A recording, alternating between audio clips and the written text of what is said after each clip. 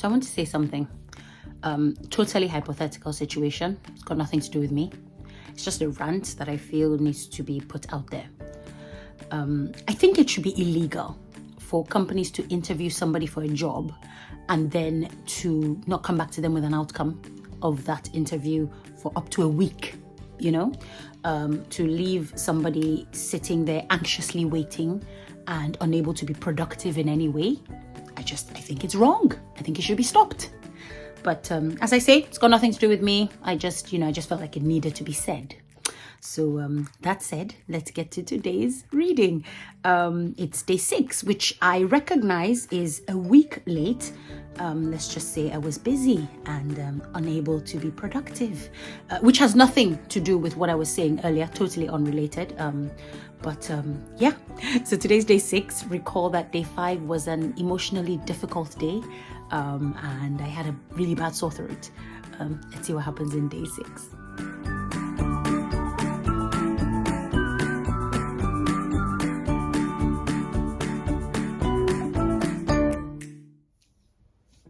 Sunday, 22nd March 2020, day 6. Emotionally, today was a much better day. Physically, it was much worse. Not getting a full night's sleep last night probably didn't help much.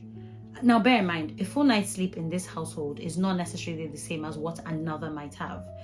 I can count on one hand how many times in the last 4 years I have slept through the night. And all of those times, twice, it's been 2 times, have happened in the last 2 months after I finally weaned Timmy off the breast. For me, a full night's sleep is one where I've not been forced to stay up for 2 hours with one child, only to be awoken 30 minutes after I finally get to sleep because another child is now awake. So basically, if I wake up for a few minutes once or twice simply to raise my duvet to let a child or 2 crawl in beside me, or to raise my shirt to let a baby attach himself to me, or to beg said crawlers or attachments to stop fiddling so much, if I wake up just for those reasons once or twice or 3 times a night, that's a full night's sleep. I didn't get that last night. Timmy was the culprit this time. He mostly is. Tommy has had his time, and so did Timmy. But these days, if I'm up half the night, it's usually because of Timmy. He came upstairs crying. I was in one of those states between sleep and wakefulness where real events mix in with your dreams, giving decidedly disorienting results. It often feels like I'm stuck in a cycle, images and sounds repeating themselves first in a neat and then in a jumbled pattern. I try to stop the turn long enough to understand the pattern and perhaps to straighten it out. It seems vital that I get the cycle right. I often don't. Anyway, I eventually woke up properly. He wasn't settling as he normally would after a few minutes. In fact, he was squirming as if he was in some kind of pain. But then he would stop and hold me, and all would be quiet for about 30 seconds. I would drift back to sleep, enjoying his warm softness. Suddenly he would squirm again and squeal, jerking me awake. Another dreadful cycle began. I checked his tummy and inside his nappy because he kept reaching for those areas as if the pain was there. I imagined he'd eaten something disagreeable or was constipated. I massaged his tummy a little and then his back, but then after an hour and a half of squirm, settle, squeal, repeat, I was done. My throat still hurt and now my tummy was starting to ache as well. I woke Lou up and begged him to fully take over. He'd woken up a few times to check on our progress and had even gone downstairs to get him a snack in case hunger was the trouble. But then he'd gone back to sleep when it looked like all was well. It wasn't well, and I wasn't well, so I handed Timmy over and pulled the duvet over my head. A few minutes later, I turned around to see both father and child fast asleep. In the morning, Timmy and Tommy came upstairs to find 2 very groggy parents. My throat and tummy were on fire. Lou reported painful swallowing as well. We knew it was going to be a long day. Timmy? Fine. Sprawled diagonally across our bed, he was fast asleep. When the older boys' clamber became too much, we sent them downstairs to their playroom and told them that they could turn the TV on. I was prepared to let them descend into a TV stupor if it meant we could both stay in bed. As if that ever happens. It looked like we were in the situation I had been dreading since this household isolation began. I did not want Lou and I to be unwell at the same time. I didn't want us to be unwell at all, but it was reasonably inevitable that we would be, given how the week had started. I was hoping, though, that the one with the weaker immune system, him, but don't tell him I said that, would get it first, and then if I did get sick at all, which, I never seriously do, it would be after he got better. Obviously, it wasn't going to happen that way. The paracetamol kicked in for Lou earlier than it did for me, so he was up and about. We decided that the only way to manage the day was for the one person who felt slightly better, to carry most of the burden until the other person could take over. We would take turns to rest and then look after the kids. I just prayed that we wouldn't simultaneously feel too ill to do anything. For most of the day, we were able to manage just fine. At 10:15, we tuned into the live stream of our church service. It was lovely. We arranged the boys' little chairs in front of the sofa, sorted us all out with cups of tea, water for the boys obviously, and biscuits. We sang, prayed, and listened. The boys lasted about 15 minutes before they became restless, and they gleefully acceded to our request to return to the playroom. The sermon was right for the times. Jesus made a willing sacrifice, and the life he offers is the only thing we can depend on. Everything else, as we see now, will fail. I'm deeply grateful to God for the opportunity to be able to fellowship in the way we must now. Having the resources to do that is a true blessing. After church, the mini whiteboards I'd ordered arrived. It was perfect timing. The boys were all too happy to write and draw in them. This gave me at least an hour to slowly tidy up the kitchen and sort lunch. Lou took over when he started to feel better and it became too hard for me to stand. I even got Timmy to take a break from drawing and to help me snip some F4. He was quite good at it actually and seemed to really enjoy it. I'm ashamed that up until now I've been very reluctant to let the boys help me in the kitchen. My priority has always been to get things done quickly and with as little mess as possible.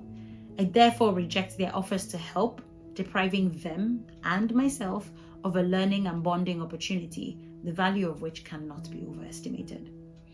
I'm truly glad that because of the times, I'm almost forced to explore aspects of my relationship with my children that I had previously been too scared and impatient to venture into. It's amazing to discover what they are capable of. Later on, I convinced the boys to go into the garden for a little bit. It was a lovely day and it seemed a shame to waste it. They didn't stay out long though. They are very outdoorsy, my boys. I think that's our fault. They used to spend a lot more time out there when they were younger, but perhaps once it became clear to them that their parents had very little interest in the world of the outdoors, they started to wander in sooner and sooner. It's a shame, and I do want to change that. It's just not today. I did try though. At some point, a few hours later, when I saw that they were drawing mazes and treasure maps and pretending to be pirates, I got Lou to draw a map of the back garden, and then I hid some chocolates in X-marked spots. I called them down, tied bandanas to their heads, and showed them the map. They were out like shots. It didn't last though. They found the chocolates, came right back inside, and headed up to the playroom to create their own maps. By this time, I was exhausted. I'd been managing the pain in my tummy with paracetamol, and I was constantly thirsty because drinking was just too painful. Lou was feeling worse than me. Eek. In the end, he had to go to bed and started becoming feverish. The pain in his throat, he said, made not just swallowing difficult, but talking as well. I sat with the boys in the playroom and watched some TV with them. Am I worried about the amount of TV my boys are watching these days? Yes, but that's another day's explanation. By nighttime, I was completely stressed out. Lou felt a bit better and got out of bed. I started to feel bad again, so he handled the bulk of bath time. As I put Timmy's pajamas on, I noticed him squirming again, so I went exploring. I discovered the source of his discomfort. The area between his bum cheeks was red and sore. Poor darling. Magic nappy cream was applied. Metanium, so good. And he was all smiles again. We were just about to put them to bed when the doorbell rang. Lou went. Deliveroo? I heard him confirm. Are you sure you have the right address? He came back up a few minutes later with 2 brown paper bags. The delivery guy said that the order had been placed by someone in Nigeria. Mama. We'd spoken to her an hour earlier and she was full of suggestions of sore throat remedies. We had assured her that we were fine and that she was not to worry. We ought to have guessed that there was no stopping her determination to help. Once the boys were in bed, I inspected the contents of the bag. Ice cream! A large strawberry sundae, 2 small pots of vanilla ice cream, and 2 portions of crepes covered in melted chocolate, strawberries, and bananas. Oh, and a chunk of strawberry cheesecake. Mama! Lou and I agreed that despite and because of everything she was, we would not change her for the world.